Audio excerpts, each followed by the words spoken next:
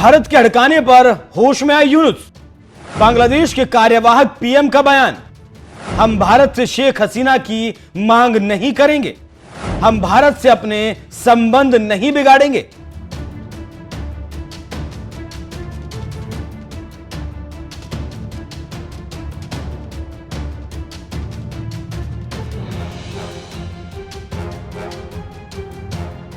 विनाश काले विपरीत बुद्धि। भारत में इस कहावत को तब कहा जाता है जब कोई अपना ही अपने का नाश करता है। वैसे तो यह कहावत संस्कृत की है, लेकिन इस कहावत को पूरे हिंदुस्तान की जुबान पर आप सुन सकते हैं। इस कहावत का शाब्दिक अर्थ यह है कि जब किसी व्यक्ति का विनाश निकट होता है तो उसकी बुद्धि भ्रष्ट हो जाती है और वो सही गलत का भेद नहीं कर पाता। इस कहावत का उपयोग ये समझाने के लिए किया जाता है कि लोग संकट के समय गलत निर्णय क्यों कर लेते हैं, और ये बात बांग्लादेश पर सटीक बैठती है। जिस बांग्लादेश का जन्म भारत के हाथों हुआ और भारत का अभिन्न दोस्त था, लेकिन कट्टरपंथियों के कब्जे के बाद बांग्लादेश के प्रधानमंत्री के सलाहकार पद पर बैठे मोहम्मद यूनुस, जिन्होंने 3 महीने के अंदर ही सालों पुरानी दोस्ती को ध्वस्त करके दिखा दिया और दुश्मन से हाथ भी मिला लिया। कमाल की बात यह रही कि वो दुश्मन जिसने 1 लाख से ज्यादा बांग्लादेशियों को मौत के घाट उतार दिया, लेकिन भारत ने बांग्लादेश को जवाब नहीं दिया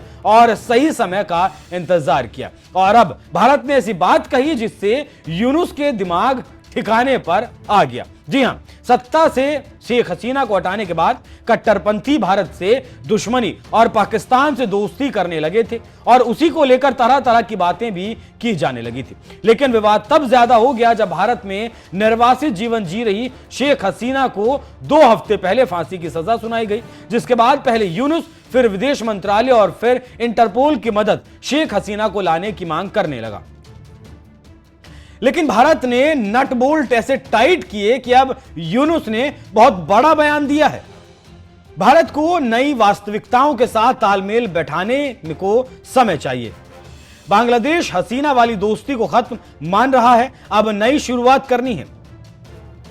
ऐसे आप समझ सकते हैं कि कैसे बांग्लादेश के होश ठिकाने पर आए हैं। जानकार कह रहे हैं कि पहले भेजे गए प्रत्यार्पण अनुरोध पर इंडिया ने कोई जवाब नहीं दिया। यह चुप्पी अपने आप में बयान है। भारत इंतजार कर रहा था कि कानूनी प्रक्रिया, आरोप, सजा सब पूरा हो जाए। जब कोर्ट का फैसला आ चुका है, ढाका को उम्मीद है कि दिल्ली का जवाब भी आएगा।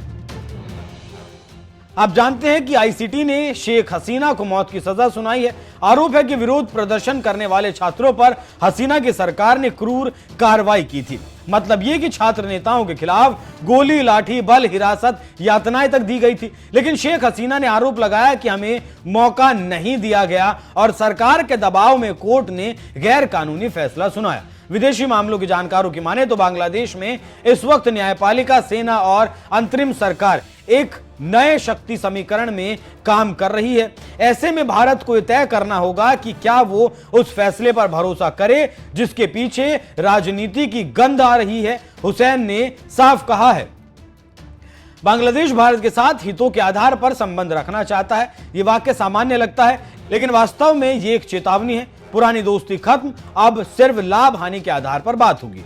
बांग्लादेश जानता है कि भारत को अपने पूर्वोत्तर की सुरक्षा, सीमा व्यापार, ट्रांजिट रूट्स और बांग्लादेशी बाजार सब कुछ चाहिए। वहीं भारत भी जानता है कि बांग्लादेश बिना भारत के क्षेत्रीय शक्ति नहीं बन सकता। मतलब यह है कि दोनों एक दूसरे पर निर्भर हैं। वक्त बदल सकता है मगर भूगोल नहीं। क्या शेख हसीना भारत में रहेंगी जैसे अफगानी नेता यूएई में है, या जैसे नवाज शरीफ लंबे वक्त से लंदन में हैं, या भारत हिम्मत दिखाकर उन्हें वापस भेज देगा?